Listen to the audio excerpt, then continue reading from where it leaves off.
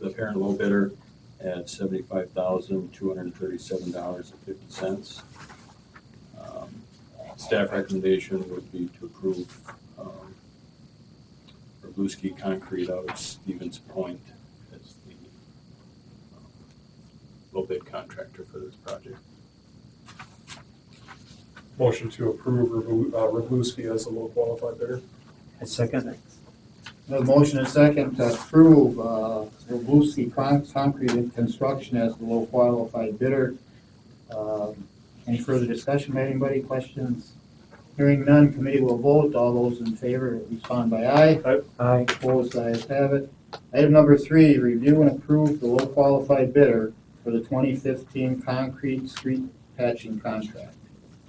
Joe? We also opened this set of bids. The low bidder, parent low bidder for this contract is Summers Construction out of Shiocton with a bid of $163,999.00. We had them last year. That was the first time I believe that we've had them. They were a good contractor. So our staff recommendation would be to approve them as the parent low bidder. Motion to approve Summers as a low bidder. Second. Any further discussion by anybody? Hearing none, committee will vote. All those in favor respond by aye. Aye. Ayes. No, ayes have it. Item number 4, the rapid improvement brush pickup project presentation. We're gonna, Did everybody get a copy of the memo? It was addressed to Tom and sent out yesterday. Yeah. Did anybody else get a copy of it? I don't know if it was sent to, it might have been in your mailbox. Mine was. Yours was, Tom? And I've got Jim and Kevin here from the project. So this project was one of the founding projects within the Rapid Improvement Program, which, as you all remember, it was our training on Lean Six Sigma. So for, I don't know, what I say, 15 months, year and a half or so, we've been meeting on this project. We, as part of the initial training, we all had to, not select, but there was a selection process for projects, improvement projects within the city. This was one of 5 or 6 projects that were selected as part of that training. We very much, as part of all the projects, we want to do something that was simple and understandable by most people. Today, the brush pickup project, or brush pickup program, is a monthly pickup program that we do. So Travis and I are co-leads, supported by Jim and Kevin here. We know what brush pickup is, right? It's pretty straightforward. It's people set the brush at the curb. These are sort of common piles. I mean, more of the everyday sort of things. This is not so common, but it happens. Hopefully, mother God. It happens, and happens more than we'd like it to happen. And so part of what we said at the beginning of this project was we don't have a policy. The policy that we had was back, the last thing we had was something in the minutes of the what committee? Recycling board. Recycling board in early 90s that happened. So that was the last time anybody's ever discussed the program, and so it's gone from here initially from the recycling committee to now this program that kind of, we don't say no, I guess is the problem. And part of it is just because we don't have that policy. So it's safe to say that current practice is inefficient because we've never went through and evaluated it. We established the pickup schedule probably back, Jim, early on. When was this pickup schedule established? I don't think it's changed a whole lot in the last 20 years. So, we currently do garbage routes. So Monday garbage pickup is Monday's brush pickup route. Problem is sometimes you get through Monday and then you go on to Tuesday. Well, then you got to go back to where you started on Tuesday's route. And so it's very inefficient. So we're overcommitting streets resources right now. We've got to set 2 crews to each side of the river on the garbage route days. And then you've got that large pile pickup that you saw pictures of, and Jim shot those pictures on Friday. So those are some things that are at the curb now, or were at the curb. Yeah. So, then we do the routes. We run the routes with the crews, the 2 crews with the 2 sets of equipment. And then if we can't put it through the chipper, we got to go in and send a dump truck, or in some of those, I don't know, what, 5 or 6 dump truck loads with a whole day of excavator and all this stuff to load it in the dump truck. So I felt it was a pretty sort of understood project that we didn't really have an idea to what extent it was out of control or if it was even efficient. So part of the process, we have to develop a process map. These are all the steps go into the brush pickup program here at the city. So you can see that. I can get you a copy of this so we don't have to spend much time on it. But in short, we pick up schedule to pick up in March, then they do a list. People currently call in, which we realize is a thing we can get rid of. We don't need to have people call in anymore since we're already driving the routes anyway. Then they drive the garbage routes, they look for piles. They determine, can we stick it in the chipper or do we have to give it to a loader list, they call it. And the loader list is then given to the superintendent. Superintendent then decides what size of crew or the amount of equipment that needs to go out. And so there's duplication and redundancy there. All the while, I think the important point that we learned and sort of discussed was the fact that streets crews have a lot of competing priorities in the summertime, right? Construction, maintenance activities, all those things are really important. This is important to those that set brush at the curb, but it doesn't help us overall picture of the city. It's important, so I mean, we're not proposing to eliminate it, but we're looking for ways to improve it. So part of the DMAIC process, this define, measure, analyze, improve, and control, was we had to define some defects. So today, Jim and the streets department doesn't have expectations. There's this inconsistencies in the pickup schedule and volume. We don't know month to month how much volume is at the curb. So if you set a crew out on Monday's garbage route, can they get through Monday or not? Or can they get through Monday, Tuesday, and Wednesday on that first day or not? We felt the opportunity was that if there were ways to reallocate the labor, we could do more things within the streets that are probably more pressing than brush pickup. We had no idea of how many stops we were doing, how much time we were spending at the stops, how much time we spent traveling, and then the size of the pickup. So there was a lot of data collection that the streets department went through and did. So we collected June's data last year, and that, actually, I'm sorry, September of 2013, then we collected April, May, and June of last year. And then we had no idea, again, the time that was spent at each travel stop, so then we calculated that time in June. This graph up here indicates these things just kind of were measurements that we wanted to know. By and large, between 4 and 500 pickups in a given month. Some months a little over 200 pickups. So we're doing a fair amount of pickups. The amount of loader piles, those are those really crazy, obnoxious big ones. We do enough of them, and those are the expensive ones. Those are the ones that require a lot more resources on a given day. Sizes of pickups, the majority of them, as we showed a picture of, are smaller than that 4 foot by 4 foot by 8 foot, or they're equal to that. And then there's almost 200 total in one pickup cycle that were over 4 foot by 4 foot by 8 foot, which required dump trucks and excavators and loaders and everything else to get them loaded. So then, as part of the process, we went through the define, we figured out our problem, we measured it, we analyzed it, and now we're here tonight to propose solutions to you. The first is that we institute a program where people can place brush at the curb no earlier than 4 p.m. on Friday before the last full, when is brush pickup? Every month, I forget too, but every full week, last full week of every month is the brush pickup week. In April, May, June, July, August, and September. And then we would consider that no later than 7:30 a.m. Monday. It's kind of the policy. So if somebody didn't have it at the curb, they call and say, they didn't pick up my brush. Well, did you have it at the curb at 7:30 a.m. on Monday? No. Well, then you don't get it picked up, right? So that's the idea. Otherwise, you have rework. You got to send a crew back out. You got to send another round of equipment back out. We figured that we can move off of this scheduled pickup day to just a pickup week. It doesn't matter if I get my brush picked up on Tuesday. I don't care as long as it gets picked up that week. So if Streets has a better idea of when they might have more manpower, they can allocate it appropriately. So everybody will be on a pickup week. And then Streets can determine, based on Monday, Tuesday, and Wednesday sort of schedule or pickup, what makes sense to dispatch staff out to the streets. And then we wanted to define the pickup size. Chad chuckles and said, I'm not going to support anything that gets rid of these real large pickups. When, we want everybody's stuff to get picked up, but the reality is we have private services that provide the street cleanup service for a lot of residents, and they pay for it, but there's some residents that don't, and it's because they set it at the curb and we don't have a policy to the opposite. So we proposed that we would still do the majority of pickups, if not all of what we intended to do early in the 90s when we started the program, and that was not to exceed 5 minutes of total pickup time. So if it's really cleanly set by the curb and neat, you can get through a lot of brush in 5 minutes. But we kind of set a size of 6 foot by 4 foot by 10 foot. And then we proposed that some ordinance or some policy needs to reflect these changes, just so streets has backing, right? So they say, nope, we don't do lot clearings anymore. We can get out of that, because at the end of the day, we don't have the same amount of people we had in the 90s when we did this program. And it may have been okay at that point, but today it competes against everything else we're trying to do. This was our improved plan.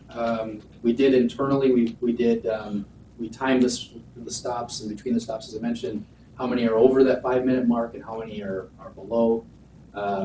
We did open a second dump site, because previously we only had one dump site where they were running across town to dump all of the stuff. So at both compost sites now, we've got a brush dump, right? Jim is what you call it, somewhere there. So you've got.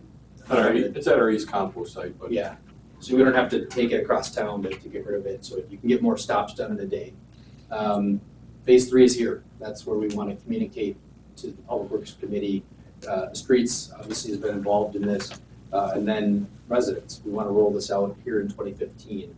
So we've got phase 1, phase 2 done. We're now here on phase 3, which is tonight. We're a little bit behind schedule. We wanted to do this in February. It didn't happen until now in April, but that's kind of our process. So I guess these two guys were part of all the process and data collection, and I asked if they have anything to add. I guess as far as the origins of this, the first brush chipper we got in right around 1990. And there was a request from an alderman's husband at the time that we start picking up brush piles for people who didn't have any other way to get it to the compost site.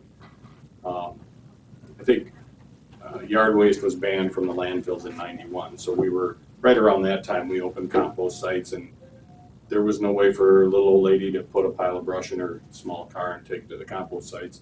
And we had this new chipper. They suggested we use it. So we started out with a pile size restriction of 4 feet by 4 feet by 8 feet. Well, that morphed over the years to, if there's a house there and somebody lives there, doesn't matter how much brush they put out, you're gonna pick it up. So we started doing that. And ever since, we've had no limit. We even pick up stumps, which we can't chip, but we'll pick those up on our loader day. And it's kind of a full service. It's probably a little more service than was ever intended. I guess what we're hoping to have is a nice, hard, fast policy that says your pile has to be reasonable size. It could be from tree trimming, but like the one picture you saw where the entire length of the lot was piled up with brush. And that was only, well, this is in your ward, Tom, on Norton Street, 27th and Norton. And he's pulling trees, he's piling the brush. That, we would probably, the way we're doing things, we would do that on Friday. This one here was just one tree right there behind that brush pile. So, depending on the tree, it can be a lot. So I guess what we're looking for is a policy that says, we'll pick up your tree trimmings or your moderate storm damage, you have one limb break off a tree, that's what our pickup is for. But when you get into tree removal or something like this, you have to decide if the city's gonna provide that pickup or if that's something a contractor should do. And then we all have to agree and stick to it. When the neighbor across the street has a pile like that, you can't call us and say, would you just get this? We gotta be firm with it. But getting back to your graphs, how many of those yards do you actually have? This doesn't have the full data on it. That doesn't either. How many yards in total, so that's 200. Yeah. All of those over that sort of threshold, there was 200 just in that one cycle. 200 individual. 200 stops, yeah. I would say on a monthly basis, it's probably about 20 to 25 stops like that. Go ahead. So like with that large yard, and believe me, I cleared a lot of land too. So I burnt most of mine, but that's another story. When you have that amount of brush, and I realize there's a a large expense for the city, manpower and whatever. But if you're forcing a homeowner to dispose of that by taking it to the compost site itself, I see nothing but small two-wheel trailers loaded 15 feet high and losing half the load on the way to the compost site too. So I don't know if there's a better, the private contractors, I see the private contractors come out for tree trimming, for stump removal, but I don't see too many that come over just to chip up your brush. So are they out there? I don't know. They'll do it, oh yeah. Mhm. Yeah. It's just they haven't had that opportunity because we're taking so much of it, and nobody's even ventured into that end of things. It starts with trees, and that's kind of where they focus their efforts. Part of our data collection, we surveyed, I think Shane put it out on the listserv of all municipalities that responded anyway. And there was a list, like-sized municipalities, let's say 20 or so. Nobody provides the service, that's that premium service that we kind of called it, Mhm. but us. And I think part of it is, like Jim said, there was this thought that we had this equipment and we have all this labor and all that. Well, yeah, of course, we do to a degree, but we don't have extra labor, right? We're not doing this because we have extra time on our hands, just this. We're doing less of something else because we're doing as much brush pickup that's gotten like this, today. See, I think sometimes those large bundles, I have concern that I think we should pick those up somewhat. Like when I moved into my home, the trees were all overgrown. So I trimmed them all back and put out front, probably the size of that large one. But then thereafter, I didn't have much at all. So it's like, you don't do it every year, unless you have a unique lot or whatever that might be. But it's once, and then you just trim it regularly. But I think the concern I have is to not pick those up. I don't know. And it goes back to what you said, consistency. We can't say to one person that we're gonna charge them or whatever and then this person knows the mayor, knows an alder person, knows somebody, and all of a sudden gets separate privileges. So either we do it all or none, and in that case, I'm kind of leaning to doing them, but I understand your dilemma though. It's not that I'm not understanding it, but. Chad? Oh, I'd like to add what Scott's saying. What I see as a problem is not homeowner, rental property, whatever. If it's gonna be a hassle and they're gonna go out and measure the size of the pile, and if it's gonna be a headache, the neighbors will look at the dead tree because the people are gonna be lazy and just let it, not cut it down, because it might We have a cost them property some money. maintenance concern and we have an ordinance that, enforcement issue there. Because we're trying to educate people on keeping a nice looking yard and keep it up and everything. Well, and that's why we're not getting out of the service. 5 minutes, you asked Kevin, 5 minutes at a chipper, if the pile is fairly neatly piled, is a lot of brush. You get a lot of brush in 5 minutes of chipping. We don't want the stumps, right? Because then we've got to, think about it, right? We've got 5 dump trucks or whatever. We now have a dump truck tied up on a Friday, every Friday at the end of the month. That dump truck is out of service for construction or other activities. I just use that as a simplified example, but that's, I think, the concern. There's private services that charge this premium service, and I guess to that point, why should I or anybody else subsidize the few people in the city, the 7,000 households we have, for the 200 we do? There's a lot. So we did a cost analysis. It's about $50 a pickup to the city to do the service, and that's just the average one. Those other ones, I don't know, Jim, if you want to add to that. I'm sensitive to it, I agree. There's a point where we'd like to continue to do the service. It's just a matter of, as things have changed over the years, it's a push and a pull. Yeah, I think the difference between the routine pile, that's 3-4 armfuls you throw through the chipper, most of the pickups took 1 minute, and then it took like a minute to 2 minutes to get to your next pile. So $50 a stop isn't bad. If you think about what that homeowner would have to pay a private tree service to come and get their brush, I don't think anybody'd do it for $50.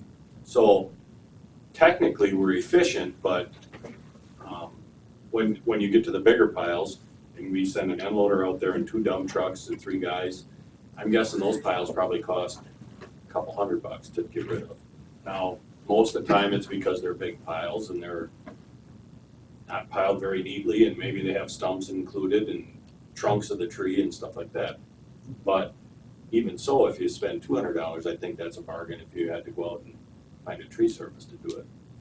So I guess it all comes down to, if you wanna do the most efficient work you can, you eliminate those large piles, you go after the small ones, you move down the street in an orderly fashion, in a fairly efficient fashion, and then I guess you have to have the individuals with the large piles find their own solution. Andrew? I'm gonna hit you with three of them right off the bat. Is ordinance control on board with this proposal? Because I mean, the first thing that's gonna happen, somebody's gonna put a pile out there, it's gonna be Monday afternoon, get out of work, or they have the day off, whatever it is, or Tuesday, they're gonna put the pile out there, and it's not gonna get picked up. And now, instead of dragging it back to the backyard or the side of the house, they're just gonna leave it sit there for a month. So, where is ordinance control Yeah. with this thought? I mean, are they gonna go around and say, you need to drag it back or we're gonna fine you, or it's fine for the month? Well, there's a recourse. They have to warn them to deal with it, right? They can't just issue a citation instantly. We get complaints, Ray, if he was here, would tell you, we get complaints by people leaving their brush at the last month, October, let's say, October to now April. Brush will sit at the curb. And so we get complaints. There's one on Chestnut Street in Scott and I's neighborhood, we see. Not very large, but it sat there all winter long, and so now you get grass and you get weeds and everything else, and so there's a property maintenance issue there. But we realize that we need to blitz and educate as many folks as possible. So if it means every April pickup where we have brush and we have to drop a flyer at the door when the guys are done picking up to say, here's the new policy, we have to, whatever that process is. So I have to we're go thinking over to what utility it is, bill you know. stuffer, we're thinking, all those things that we're gonna need to do to educate folks. So that's the answer. Ordinance control is on board, primarily because, if you let brush sit there for 3 weeks in the Yep. summertime, you're gonna have a lot of grass growing around it, it's not gonna be Oh, sure. sightly. And it's gonna be, I mean, for the first 2-3 months of this thing, for the first summer of this thing, if you change it, if we change it, say effective next month or whatever, the first summer is gonna be absolutely awful for all of us, and it's gonna be absolutely awful for you guys, for ordinance control, for your office. For 200 callers, right? Yes. Potentially 200 callers. Essentially, right. So, okay, Versus the 1,400 that use That the take system advantage to of it take advantage appropriately, yeah, correct. Which won't be affected. right. Now, with the larger brush piles, to kind of address your concern on it, so I cut down a tree, but I've got, a backyard or whatever, and I've got that, kind of back there, it's probably considered unsightly, it's probably considered an ordinance violation or whatever. Now, we drag out a load, we drag out a third of it at a time, and it falls within the scope of the size Right. depicted. Are we saying we're not gonna pick that up then because it all came from one tree? We're We don't looking know at that. one, okay. We don't know okay. that. Yeah, how long it takes at that stop, as soon as they stop, it's within But we're 5 not minutes. saying that, okay, we picked up from your house this month, so we're not picking up from it next month. We'll pick up from it the Well, month Jim after. can probably tell you, there's a lot of guys that do clear their yards annually. Yeah, and we have customers that have brush out every month. Every month. There's people down by my house, every month, they put a pile of twigs out at the curb. And sometimes it's a pretty good sized pile of brush, but they live on bigger wooded lots. And, Sure. just to cut the grass, they have to pick up the limbs that fall off their trees first. And they set them out at the curb. So, no, we've never rejected a person's pile because we thought they used our service too much. Okay. We just, if you can leave it in your backyard and it's not creating a nuisance or becoming a skunk nest or something like that, I don't see any harm with bringing it out As over you the go through. course of Okay. the summer. Okay. As long as your neighbors don't have a problem with it. Yeah. And, I mean, since you're talking about, you're kind of already seeing some of the cost involved in what this is. Have we considered perhaps still offering that premium service, but having that individual incur that cost? So passing on part of that assessed cost through the taxes to You that certainly property? could. The only problem I had with the levy limit issue, if it's a service that was previously covered under the levy, from the levy, we have to reduce our taxable levy by it. So we can't raise new revenues is really the problem. It's definitely an idea, we've considered it, right? Can we charge Okay. for the premium service? I don't think we can get away with that without reducing our levy on the back end. Okay, Yeah. okay. We did, I mean, it's all, I think, in the public purpose doctrine too, is, are we doing the service as a public purpose? I mean, are we, out of 18,000 residents or 7,000 households, when 200 people take advantage of it, is that truly for the benefit of our residents? What if- Maybe not. Would the same hold true if, for larger piles, it was a call-in service? So, yeah, I've got a larger pile, I phone in, I That's catch what somebody happens at your today. office, and then that service as being strictly, Oh, they're like a only picked new up as a service? call-in. Yeah, So then the call-in service is charged a fee. we can't compete against private enterprise. Okay, That's fair the enough. only challenge on that. You know, it's, yeah, anything under the sun is possible, I think, it's just a matter of how do we get it done legally. Okay. So what happens if we get another strong windstorm like we had in '07, where, I mean, Robinson Park was almost leveled and, you know, all this stuff?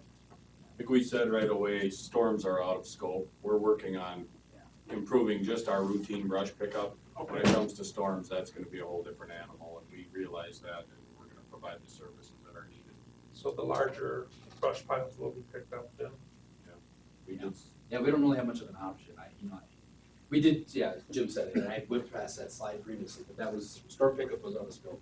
Okay. Because we may get through one week, and then the next week a storm comes through and we're back to it, I mean, that's just kind of the nature of the beast. it seems like every summer we have 2 or 3 windstorms, so it's gonna be kind of a touchy area there too, you know, what, was that a storm or was that just a strong wind one day? Sure. So there's always gonna be some gray area, but I guess from my standpoint, I'd sooner pick it up. You know, if, I'm not gonna sit there and argue whether it was a storm or just a strong wind, and I'm not gonna argue too long about, is that a 5 by 5 by 8 pile, even though it might be 5 by 5 by 6.5. You know, we're not gonna argue over, Extremes. right, You know, we're not gonna make a jig and carry it out there and put it over people's brush piles and say, oh, it's too big.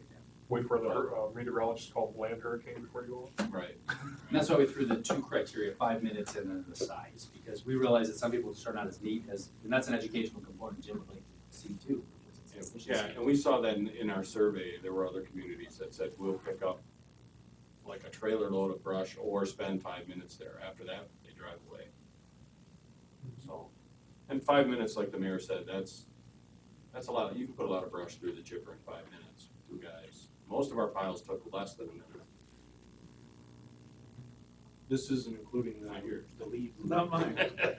No, I didn't do anything with compost, I mean, the monthly, yeah. I mean, it's not to say, we wanted to go through this exercise because we needed to teach each other, ourselves, how do we measure all this stuff? I mean, I think the folks that did it in the street department now better understood it, you know, how do you, it's not so much about inefficiency versus efficiency, it's like, well, from a budgetary standpoint, when, you know, Jim has to put together his activity-based budgeting, and how do you even figure out what your unit costs? Now, we've got a unit cost that can be applied here, you know, historically. So if there's pushback and we're aldermen and there's a call about it and we say there's savings, so where's the savings? If these people are hired, Yeah. how are we saving? What are they gonna be doing?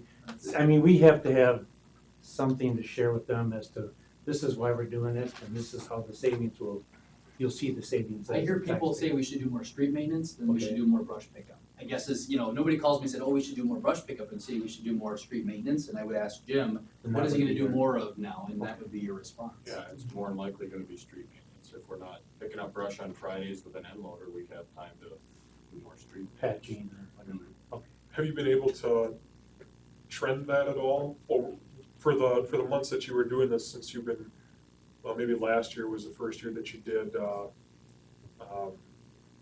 you billed it by the job, I guess, in the budget? You know, I mean, can you actually see that trend that we do less of this because we do this?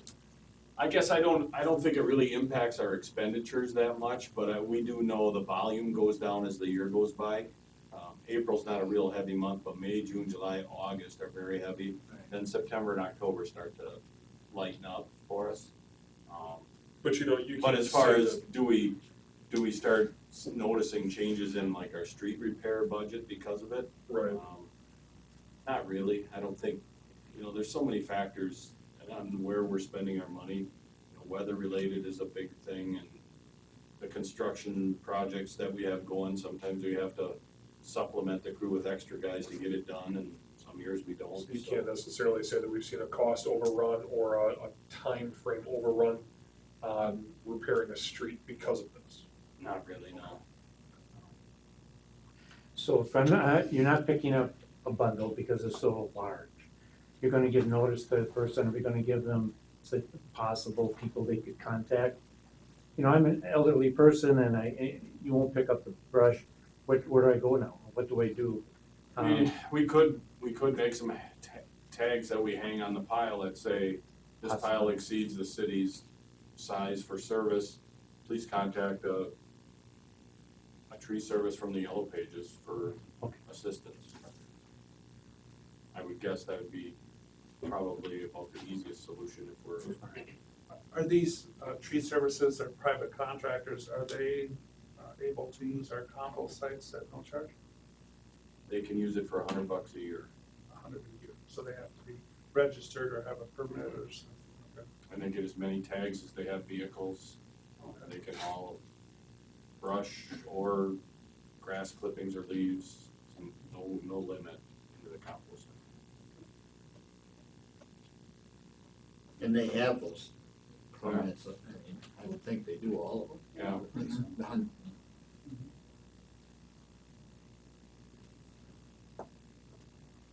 Kevin's on the crew once in a while, right? Yeah, and that was one of the things that we had talked about. I don't know if it was one of the piles, in fact, it was one of the loader piles where we had 6 or 7 tandem axle truck loads of brush. And the neighbor came out and was kind of complaining to us because he had paid a service to come in, take his tree down, and now this guy was getting it taken away for nothing. So, you know, they pay the same amount of taxes and this guy gets this benefit and then turns around and complains because we left wheel tracks in his lawn picking up his brush that he just left for us. Mayor, can you go back to the sizes that was on the 4x6x10 or whatever it was there? I think, This one here, that one's hard to read. You're saying. I think you had it written out there somewhere. Yeah, I think it's on this one here.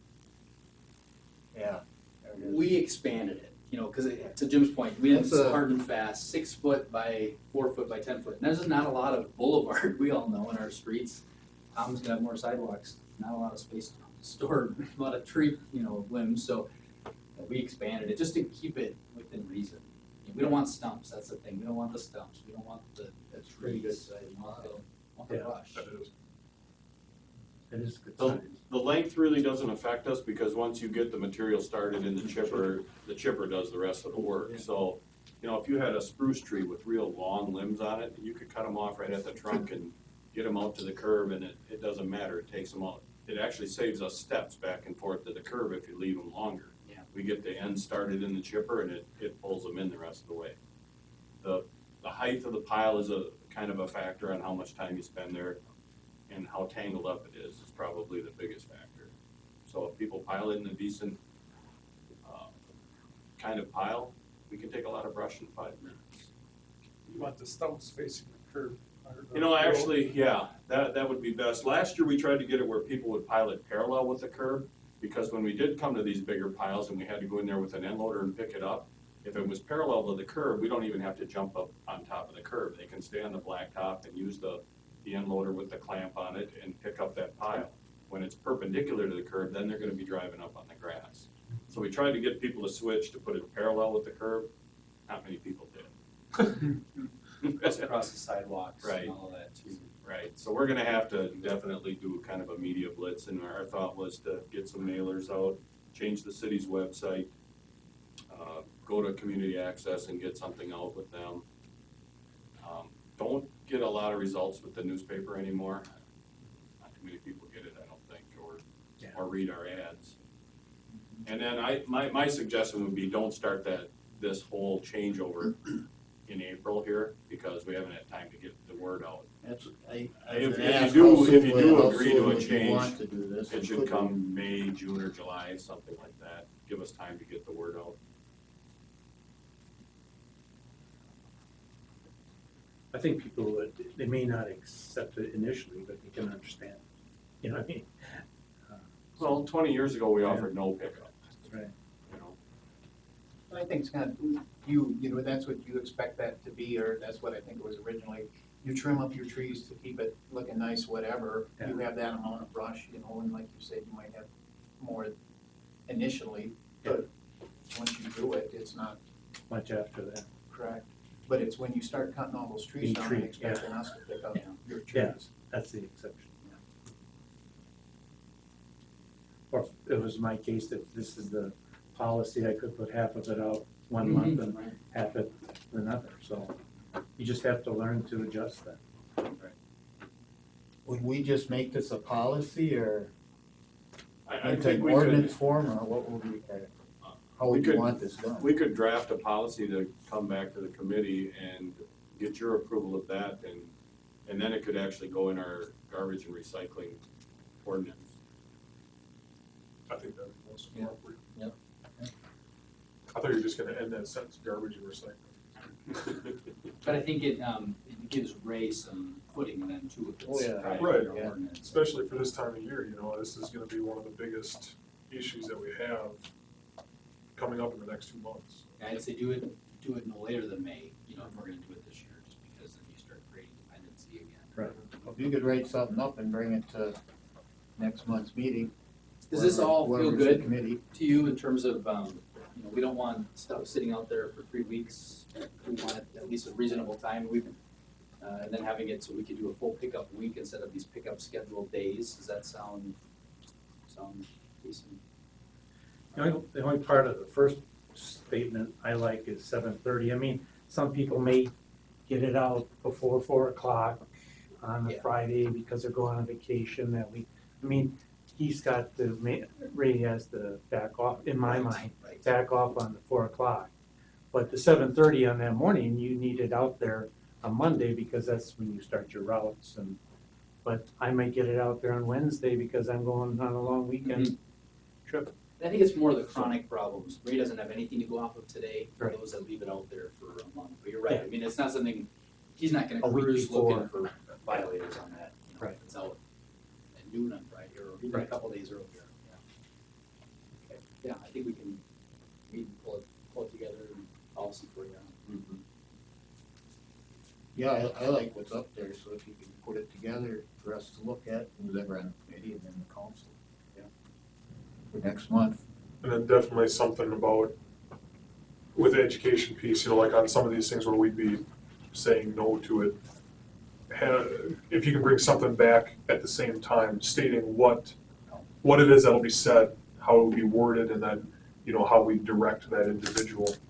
Well, we're gonna have to, yeah, you mean having the draft letter? Yeah, some of those components? Because I mean, that's gonna be needed right at the same time anyway, because I mean, you're gonna, the first round you go around out there, I'm sure you're gonna have 1 or 2 piles that are gonna be non-compliant, and we're gonna need something to drop on them. You know, so it'd be nice to know exactly what it is that, somebody's gonna call us and say, I got this yellow note that says this. It's like, Right. oh gee, what is that? I would go so far as to say every month we go out there, whether it's May, June, July, it'll be October, and we still have people putting Oh, of trials course. out. Mainly because they haven't heard the new rules or chose not to. That's part of it. I've lived here my entire life, and I still don't know what brush pickup is or yard waste pickup, so it's. I didn't know either when we did the project. I mean, it was, you know, even people in the room, I think, you know, Yeah. Scott was in the room when we launched the project.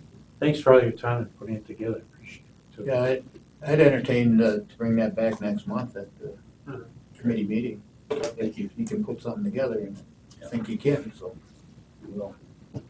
It's probably the first project you all, other than you guys have been a part of the open house for rapid improvement, sort of that improvement project. Otherwise, this is, I want to find the fruits of our labor. You know, we can finally stand up and say we got something done.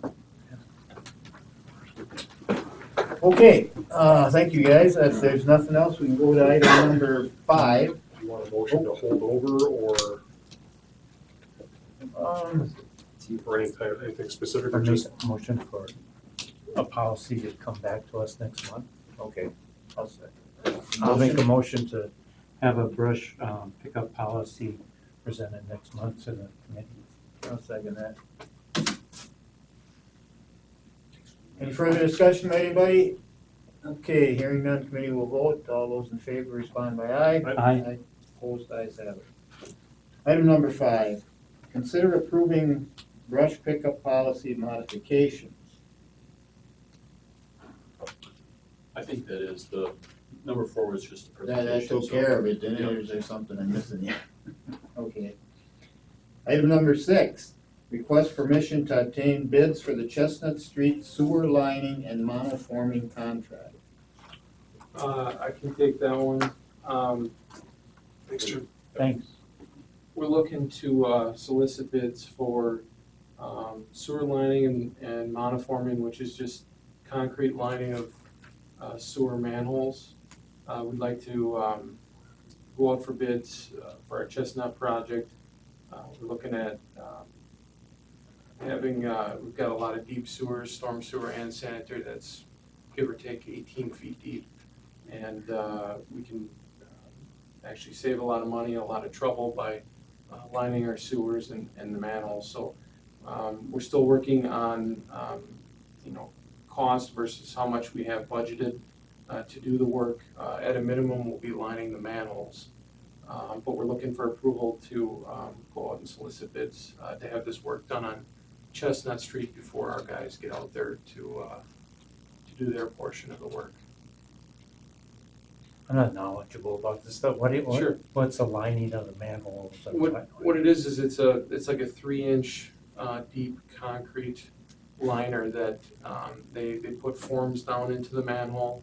They pour concrete, and it gives, some of our manholes are old brick and block and real beat up over the years. And this kind of gives them a fresh, new structural, gives them more structural integrity, and they're built to last. And it's a real economic way of doing it versus you've got a deep hole and you've got groundwater, the costs of having your crews try to, open cut the thing and have, the whole trench exposed.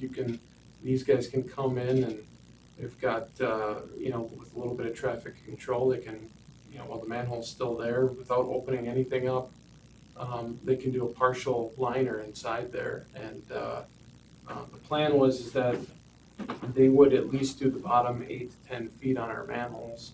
They'd line the inside of it, and then we would come in with our crews after the fact, and we would set new precast barrel sections on the top half of it. So we don't have to, we can still do our work, we're just not gonna be working at those depths. So that was kind of the idea behind it. We can save money and a lot of trouble by doing it that way. No, this would be basically retrofitting or, it's probably not the right word here, reconditioning perhaps the Right. existing. Right, Pipes. the old manhole will stay right where it's at. If it's brick or block, you're just pouring on the inside of the thing and putting a nice Right. concrete 3-inch liner to give it some structural support so it doesn't cave in. What about, I had seen one time,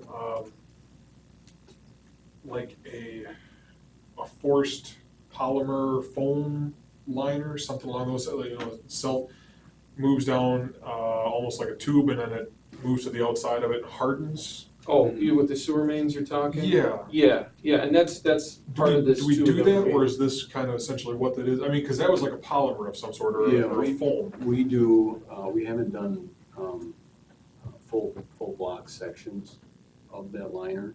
We typically had done in the past the spot sections, just maybe 6 or 8 foot spot liners.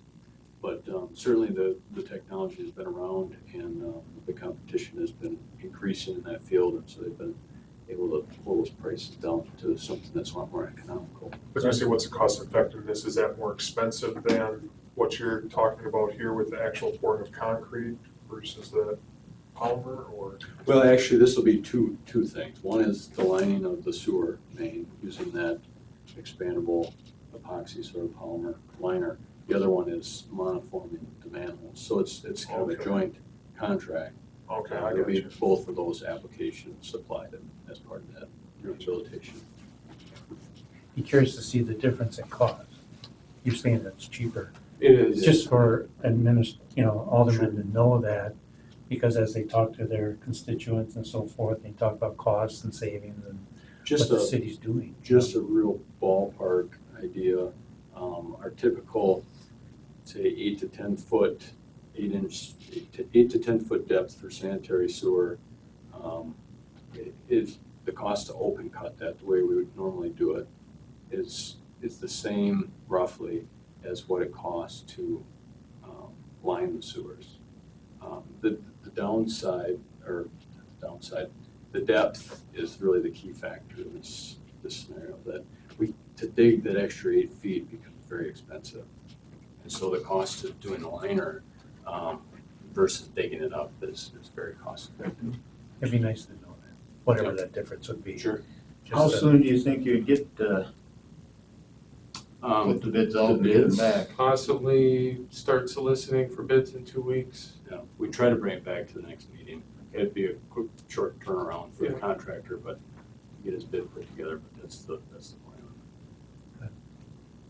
What's the life expectancy on the ceiling? Similar to PVC, which, PVC pipe, the 100-year design life on it. Okay. And they are actually designed that should the host pipe that sits around it cave in, fall apart, whatever, they're structurally capable of supporting the soil around it on their Maintain own. it. Yeah, so it's a real durable product. What kind of motion on this now? Yeah, see, okay, I'm just looking at the calendar. Council meeting's 21st, I guess that's what you'd be looking at, and then to put it out after that. Yeah, we bring, we get it out to the contractor, advertise for it within the next 2 weeks, and then they'd have 2 weeks to turn it around so that we could open bids again, say, Next 3 meeting. o'clock the Yeah. day of the public works meeting, then we can bring those results to the committee. I make a motion to approve putting out the bid for the Chestnut Street contract. I'll second that. Any further discussion, anybody? Hearing none, committee will vote. All those in favor respond by aye. Aye. Opposed, ayes have it. Item 7, review and approve the 2014 MS4 annual report. I think most of you have seen this before, but I'll run through kind of the highlights of it. The MS4 annual report, it's a stormwater permit requirement. It stands for Municipal Separate Storm Sewer System. So every spring, we go through the report and try to inform the DNR of any changes, answer the questions and give them the information that they're looking for. The city is part of the North Central Wisconsin Stormwater Coalition. It's comprised of a lot of central Wisconsin communities, and their main focus is education and outreach, so we can kind of work with them to fulfill that aspect of the stormwater permit. And there's a list of activities that that coalition has done in 2014. It's attached at the back of the packet for review.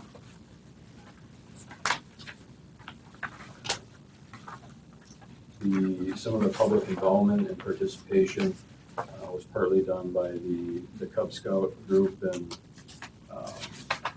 kind of administered through the Wood County Land Conservation Department, and had some other, the city assisted a little bit with traffic control, and I think advanced disposal services provided safety vests, sort of things.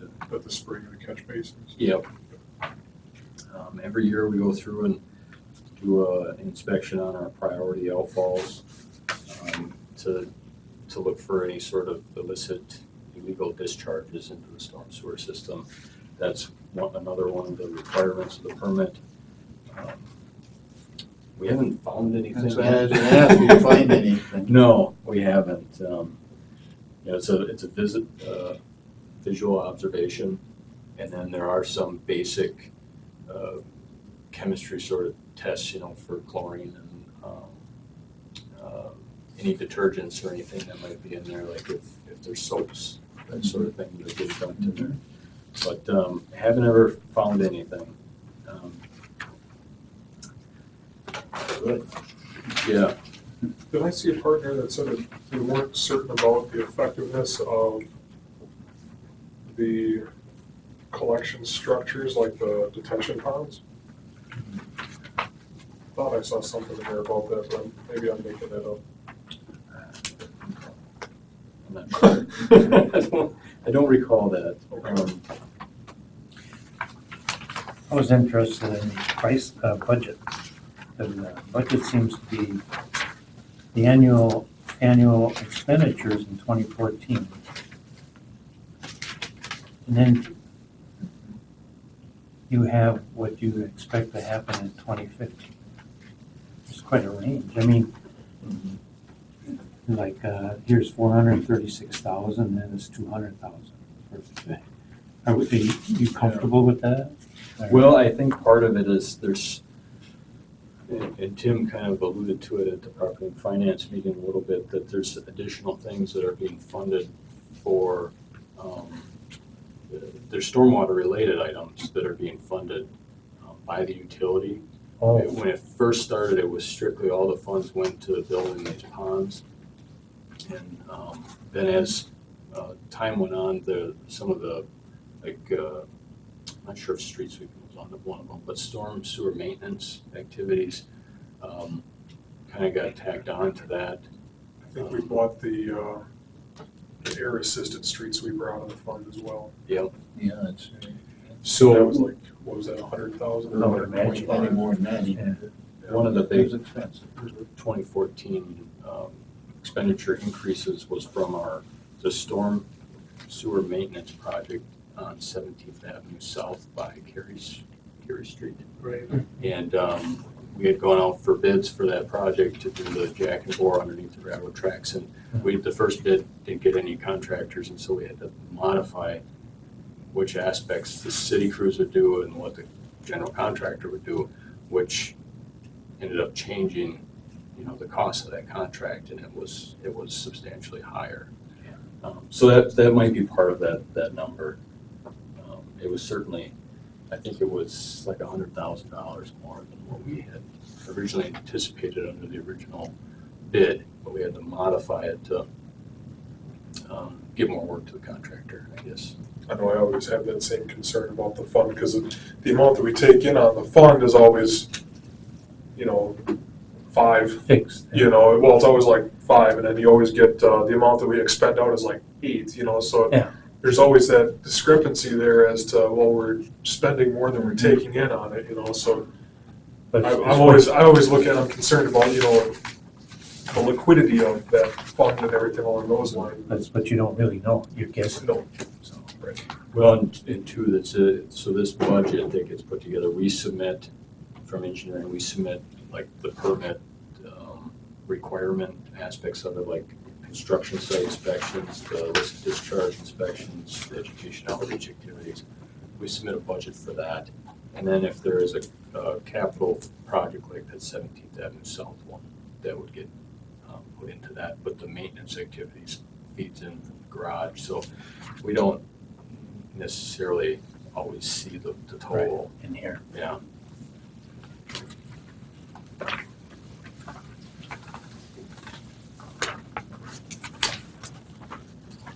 We received, I'm sorry. I was just gonna mention just a few more things here. They did add a section in there regarding winter road management activities, so Jim Borski added that information in here. Just, what sort of equipment we use and salting operations and that sort of thing. One of the concerns that, not so much a concern right now, but because we've met our sediment removal requirement, which was a 20% sediment removal requirement. We met that in 2013, I believe. We're at 24.8% today. Currently not actively looking to get more per se, but the TMDL, which I think Nick did the presentation to the committee last year, that's a pending legislation that, it is coming. The impacts of it are just not fully known yet. That could likely alter that 20% threshold. And so one thing we've looked at are the other existing ponds that we have in town that are, like, say, on the 1 Mile Creek. There's some ponds that are in line with that creek that are functioning as sediment removal in that regard. But we haven't been able to take credit for them yet, although we've gotten some preliminary information from the DNR, and I mean, it's a conversation maybe for another day, but just the introduction to it, I guess, maybe. Is there any rumblings as to what that number may change to? There's some rumors floating around that it could likely go back up to 40%, which is what it was originally. And then when Governor Walker came in, he reduced it back down to 20. And so then, we were actually able to meet that percent reduction. At 40%, our stormwater management plan didn't have us actually meeting that goal. So, Are we, because I remember the big thing was always just ponds, but, I mean, a functioning wetland would trap more. I would assume anyway. It's a wetland may be able to treat different nutrients. The way that this is set up is it gives primarily all the credit for sediment, because I don't know if it's easier to model or what the reasoning was behind it. That sediment was the parameter of choice to document how much pollutants are being removed. The smaller the nutrients tend to adhere themselves to the sediment and eventually settle out, so they can kind of correlate between, like, phosphorus, for instance, which is the TMDL nutrient that they're looking at reducing, but and sediment, that there is a general correlation between 20% removal of sediment versus how much that relates to for phosphorus. And I don't know what that number is offhand. I just wondered maybe if, instead of doing ponds all the time, if doing a micro wetland area would have a greater impact, better bang for the buck, because I remember that when I was a kid, they were putting in all that, restructuring all that wetlands along P there, consolidated was. Remember that, and that's finally pretty much fully functioning within the last 10 years, it's, but I don't know.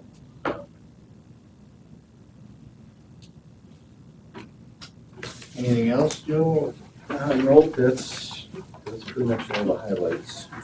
So if there are any other questions. I would make a motion to approve the MS board annual report. I'll second that. Any other questions or anything, anybody?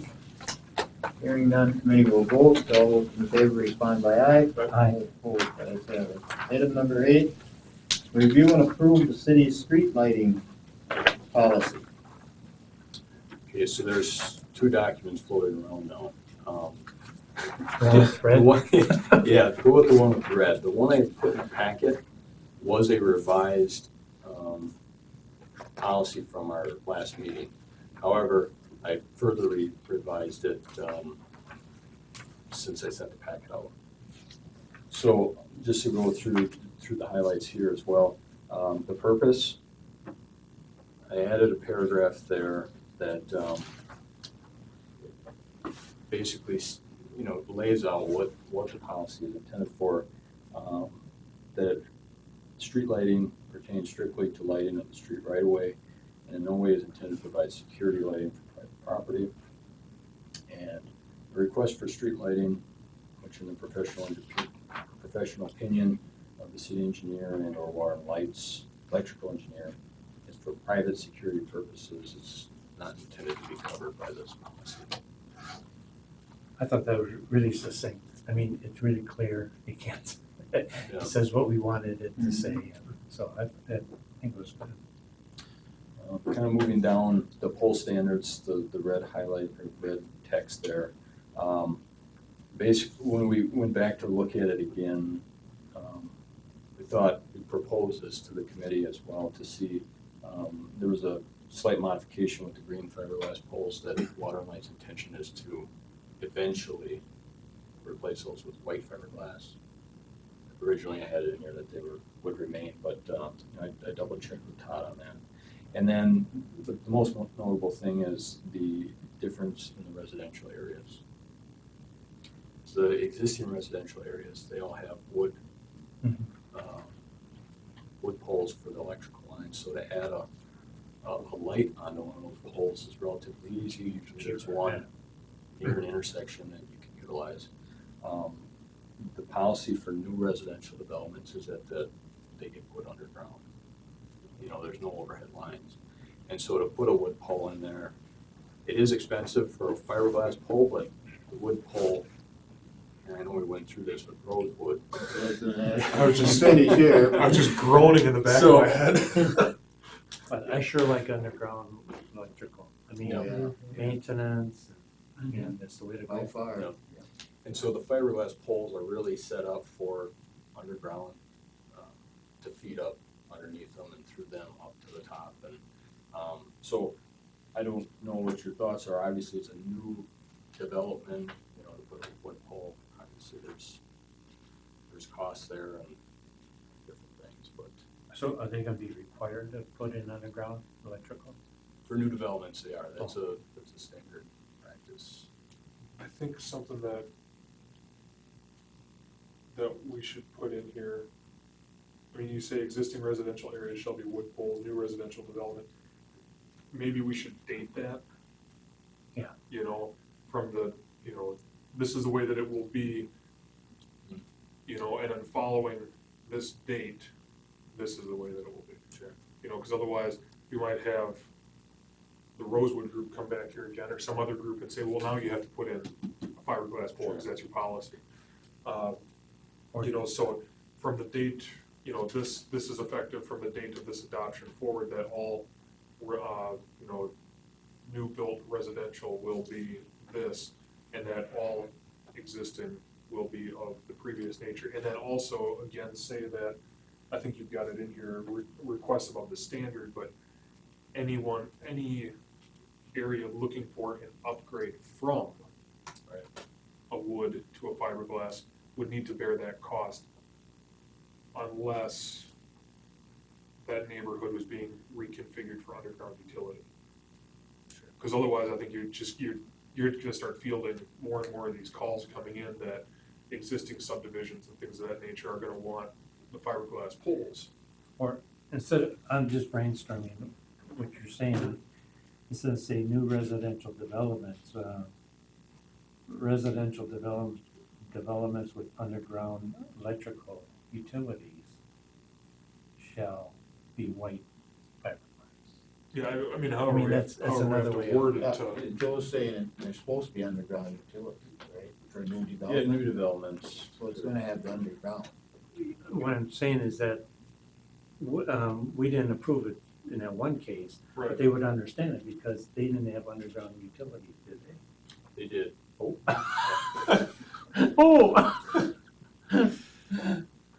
I didn't know that.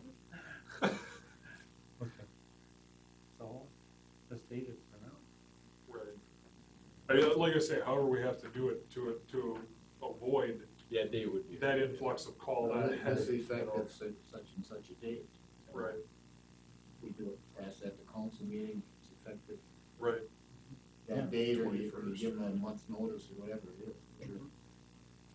I think the other thing though too, would important to put in there that anyone requesting what they would, because I mean, there's gonna be people that view it as an upgrade, whether it's aesthetic or whatever the case is, that as part of that request for above standard. It's a burden borne upon that area, because if it's functioning, if the wood pole is functioning now, there's no reason to take it to a fiberglass, other than, I like fiberglass better. Well, the challenge we had at the time, we didn't have a policy. And that's why we generated the policy. Right. Yeah, the policy that was there was, there was a policy, but it was And I don't think, an old policy. and I don't think for those additions, we'd necessarily, I wouldn't care if it came back at the next month, I'd almost rather just see a revised, updated policy come before council this month with those small minor, because I mean, you're not really changing the whole context of what we're doing, you're just making a couple minor corrections there. So what is it are you gonna make now? Okay, so add the date for those two existing residential areas shall be wood poles, and then the new residential development shall be white fiberglass poles. So I'll put 4/21/2015 in there, be the council date, or the approval. And then, I don't know, to Adam, or Andrew's other item, does the request above standards, I think that would still apply in that case, if somebody has an existing wood pole with a light on it that they want to upgrade, that a requester for streetlights must pay initial installed costs above the standard pole costs. Or maybe we could just add, If standard poles for streetlights are already installed, then the requester would pay the whole cost of standard poles and fixtures, plus removal cost of standard poles. I think the intent is there, but maybe not the clean language to make it visibly there. You know, somebody could interpret it otherwise. What would you want him to say? So that when he goes back, we could just say our, if the standard poles for streetlights are existing. Existing and functioning. Because I'm assuming if there's a problem with a wood pole, it's got rot or it gets damaged or whatever, I'm assuming then we would be replacing it with a fiberglass pole, correct? I think only if it's in underground, if all the wiring is underground. If it's still overhead, I don't think Water and Light's intention is to replace a single pole with a fiberglass pole and keep it, you know. because you Because they how do you hook they the have the wood electrical? poles for the aerial line. They'll just replace wood before wood, so they can hook up the electrical. Oh no, you're doing it through fiberglass. Do you think that would be needed as a portion onto that then, or no? I don't think so. Yeah, you can certainly change that one phrase in there for existing, but, I mean, if the committee's okay with, you know, if they have aerial lines and wood poles, that the street lighting's wood poles.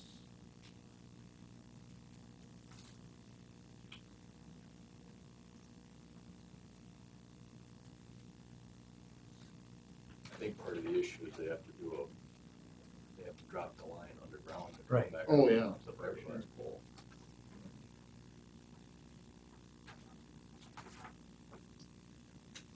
Is Water and Light planning on burying those overhead lines in those residential areas? I thought we may have talked about that with them last time we met. I mean, I'm just, I guess, wondering if they're planning on burying their lines anyways. Granted, I don't know over what time span. Is Yeah. that something that'd be advantageous to replace an old pole section with to, right, with a fiberglass pole? And I think that would probably fall under like like if it's run through the budget process as, say, a project, where, you know, if it's a street reconstruction, or if it's Water and Light's gonna rebuild this whole street, and they're gonna put it underground, that, you know, that would be included in the fiberglass poles. Yeah. I think that goes back to my comment, whereas the new residential developments, if we just put, when underground electrical's installed, you would have fiberglass. So if We can it's an include that. existing community where there are road and you're putting underground, it's an existing, you probably would put in fiberglass. So maybe the new residential development is the crux of the thing, problem. And maybe it's the underground needs to be what we're talking about. But if you're going underground with a, say, new street utilities, are you saying continue with the wood poles? No, I'm saying they may go with the fiberglass. That might be what they want. that would go fiberglass. So having new residential development is the crux of the problem. You say when underground utilities is installed, fiberglass street lighting would be utilized.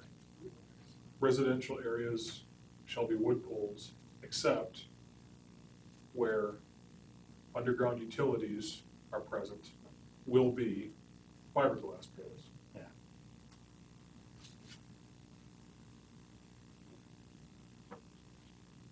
Because I could see, let's go with that scenario of Chestnut. They do Chestnut, and they do underground utilities on Chestnut. They might just say, well, we want fiberglass poles there. So, and one way we would say it then would be new residential developments and slash or new underground. I'd just installations. get rid of new residential development. I would just Yeah, say, you could do that. residential areas shall be wood poles, except where underground utilities are present after X date will be fiberglass. Because then Could be you're getting some- rid of some of that. When underground utilities are installed, that light poles will be fiberglass. Right.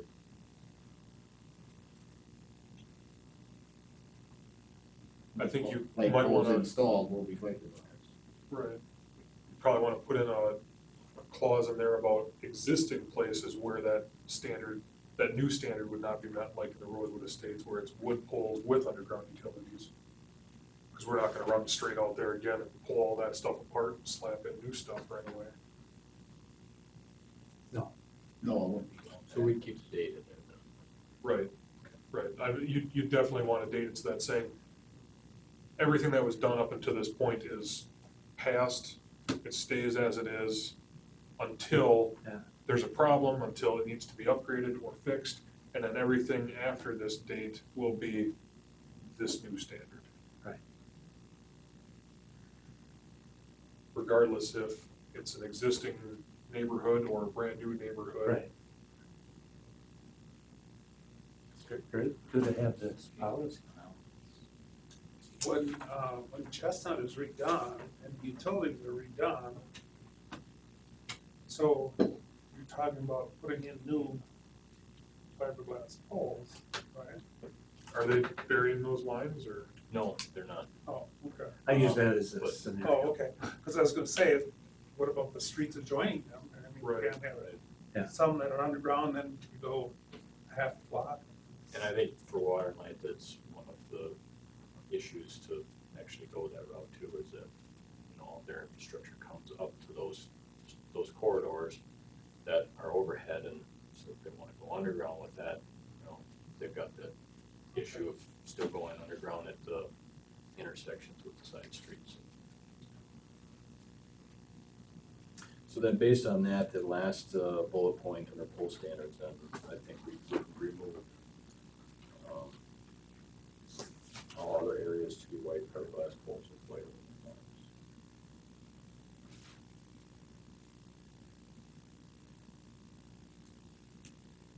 Or not. What other areas would we? We got the downtown area, we got. I guess what other areas would that encompass?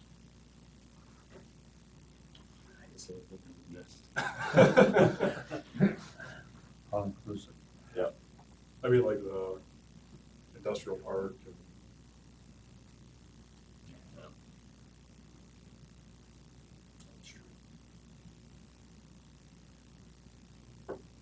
And I think those are all underground installations.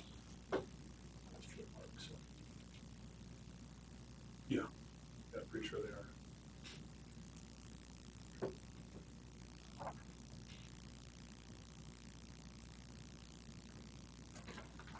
Well, you got some changes there, or Yep. whatever, and,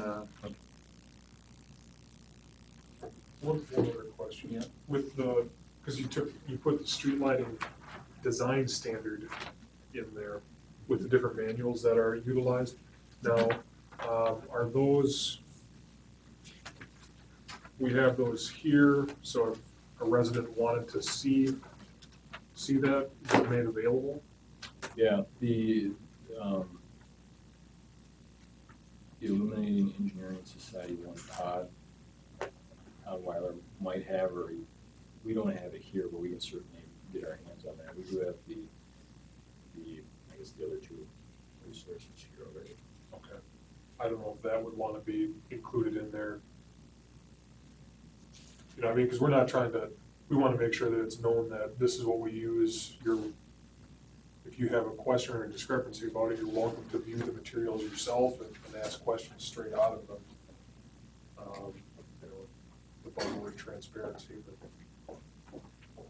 doesn't matter to me at all, because No, you know. nobody's probably gonna have one person in 20 years that Well, wants to see the manuals. Yeah, if they want to, they can, you know. Right. That's- As long as you put it in there that this is what your reference is. Yeah, They can seek out and contact they you. contact you or somebody to. That sounds good. Or just say that they're kept in so-and-so's office, or, you know, whatever, I don't know. I'm not gonna mess it up. Well, I could, live with that, you rewrite what we got, and we'll pass it now, and I guess proofread it for the council meeting. Or do you want Or do you want another send it, month with or this? send it out to us? I can do that. Just so we have, Yeah, if we were on the same language as to what you. Yep. And if we had a question, then we could maybe raise it. So we could review it at by the the middle council of next meeting week. or what, or Yeah, but before. if you send it out have a meeting. this week, and then we could look at it based on what our conversations, and then. Yep. Go for it this. Mhm. This one. That's nice to have. Thanks for listening. We have to make a motion then. Go ahead and move, okay, go ahead. I was gonna say, make a motion to, hold the item until the draft is presented to the committee at the April 21st council meeting.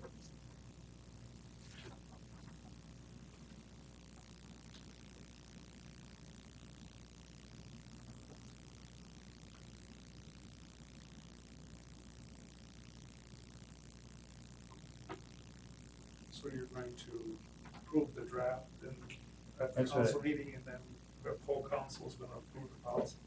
I would say that I guess the intention of the motion would be that the committee would receive the draft midweek here, you know, next week or whatever, by the end of the week, whatever you guys find prudent, so that we could view it, and then that revised draft would be presented to the full council at the time that the minutes were read for consideration on the spot there.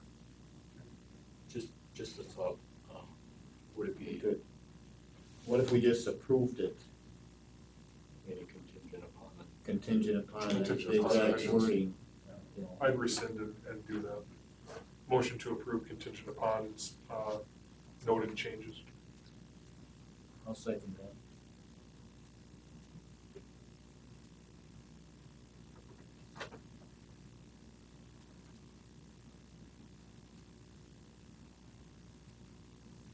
Any further discussion by anybody? If not, committee will vote. All those in favor respond by aye. Aye. Opposed. Item 9, to review the proposed 2015 Public Works project schedule. Just to quickly run through where we're at. Street department's out on 17th Avenue this week, stripping asphalt and getting ready to start underground work. We have about 400 feet of work left to do on 17th Avenue. The street's shut down, the detours been left up from last year, so they're gonna be finishing that up in hopefully about a month. And then our next project to move on to is 7th Avenue. Just an update on the sidewalk project. Contractor should be out next week to start sidewalk on Washington. Or They will start on Clyde Avenue and then work a little bit on East Street at the pedestrian crossing. moved to Washington Street after that. So city crews have been out there, they've got all the topsoil stripped and, got it all kind of prepped for the contractor to come in and grade it out and start laying some sidewalks. Our work is basically done then? The For what contractor we're will be doing. restoring. He does the rest. He everything does- afterwards. It's all set for him, for Yep. the contractor, okay. Got a different look. Already. Seventh Avenue is our next project after 17th. It's just a one block project. Sewer and water utility street reconstruction. Power poles have already been relocated there. And in about a month to 6 weeks, we'll have our street department out there to start the underground on that project. After 7th Avenue, we have Apple Street 8th to 12th. And then that project to be followed by Chestnut to finish off the year, so. It's kind of what our preliminary schedule looks like at this point anyways.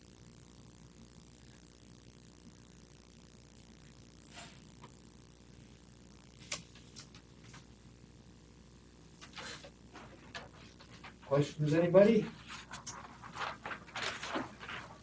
Getting into the season, full speed ahead. Okay, and let's see, item 10, that's review the referral list. First one's Here, we'll have to- There we go. we'll have the street Oh, lighting number policy. 4, right? 2013, that's the street lighting, number 4. I did check on 2014, number 20. They're no longer going that route, so they've kind of, We can take that one off Yep. too. Okay, number 20 of 2014. Okay. There was a meeting that was taking place for 2015, number 1. You know, any status on that, because there was supposed to be a preliminary meeting with, Bird.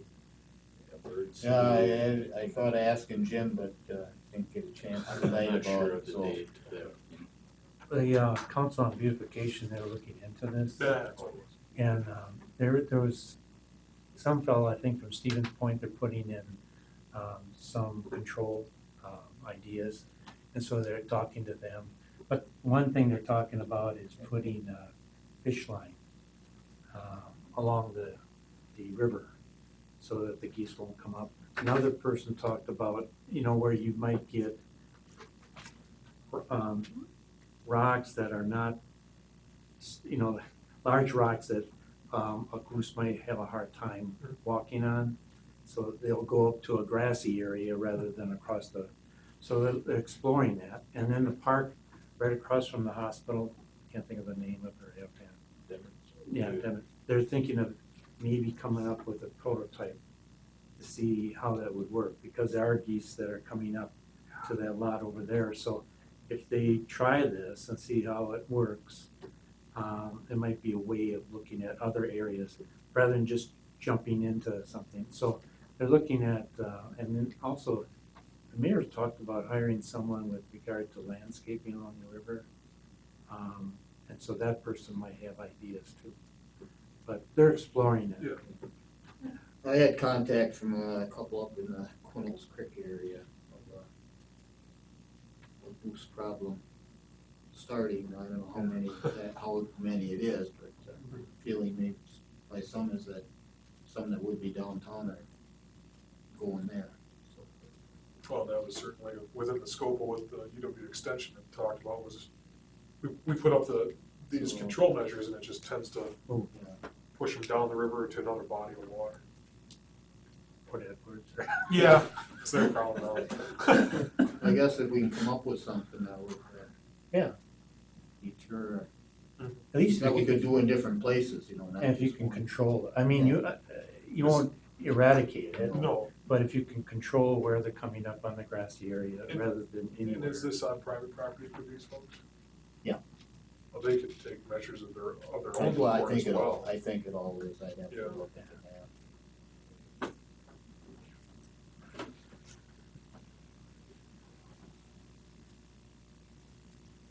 let's see, Even markings. even markings, can that go, or what do you? Yeah, that was all last month. I think I just Yeah, didn't take it off. Oh, we- Glad to see 9, that would be an interesting discussion. yeah, whenever the committee gets to that one, yeah.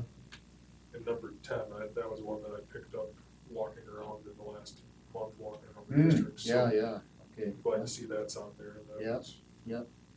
And the mayor had sent out an email on that one too. Yep. So. Oh, reviewing, 11, review and approve the low qualified bidder for the curb and gutter and sidewalk, contract, that can come off. Let's see, 11. Patching too. And, yep, the next one too, number 12, qualified bidder for the concrete street patching contract. 13? Yep. Yeah, I think so, that's approving the brush pickup policy modifications. Oh, okay. 14.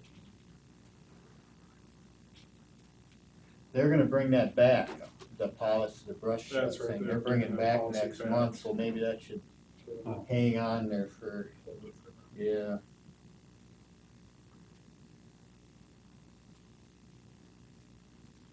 Next month, hopefully. Yeah. Yeah, that's what they're planning, so. Okay. Yep, 14, that's the permission for the bids for Chestnut Street monofoam, lining and monofoam contract. Oh, 16, huh? The MS4 annual report. And no, we didn't get. No, we 15, didn't did do we? No. When are we gonna have the concrete, the crushing contract? It's not gonna take place until, they're not looking at having it take place until fall. Fall. We were gonna bring it to the committee to get, permission to do it. However, there's, for the budgeting thing, they wanna get some inventory stuff set up first, so, I'm not sure if it'll be ready for next month or not, but it's on there. for- Yep, for it's review. there, okay. Alright. Well, if there's nothing else about the referrals committee, I guess I'd entertain a motion to adjourn. So moved. I'll second that. All those in favor of adjourning, respond by aye. Aye. Aye, opposed, ayes have it. Public Works Committee meeting is ended at 7:45. Thank you, everybody. Thanks.